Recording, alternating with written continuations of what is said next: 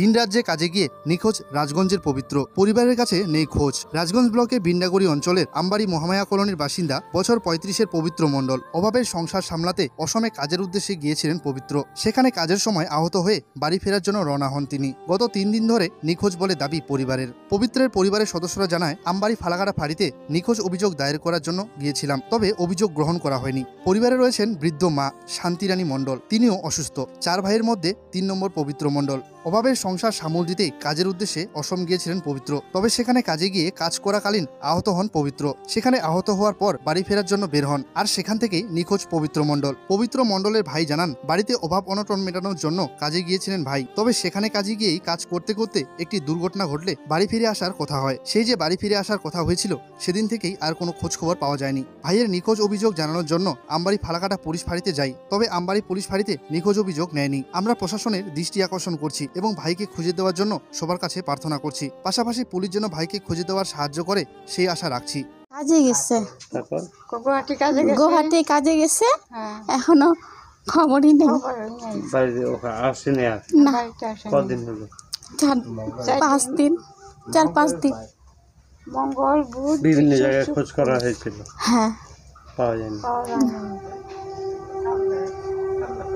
ভাই পবিত্র মণ্ডল আসামে কাজে গেছে, কাজ করতে গিয়ে একটু চোট পাইছে। ও বাড়ি ঠিকাদারে ওকে বাড়িতে পাঠাইছে, কিন্তু আজকে 3 দিন থেকে নিখোঁজ। ও গাড়িতে উঠছে, ট্রেনে উঠছে না বাসে উঠছে জানি না। আজকে 3-4 দিন থেকে ওকে পাচ্ছি না। এটুকুই আমরা খোঁজ করতেছি। থানায় গেছি, থানায় কোনো কেয়ার করে নাই। থানার থেকে আমাদের একটু অভিযোগ এটুকুই। কি চাইছেন, কি হলে আমার ভাইকে খুঁজে দিতে।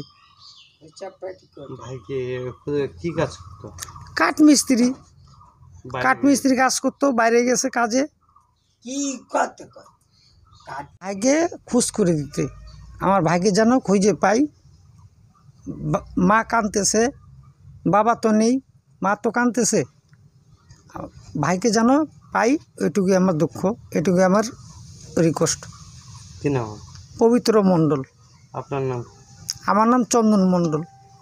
একটু ছুট পাচ্ছে, এখনও সেটাই ট্রেনে হচ্ছে। সেটাই আমবাড়ি থানায় গেছে, থানায় অভিযোগ নেয় নাই।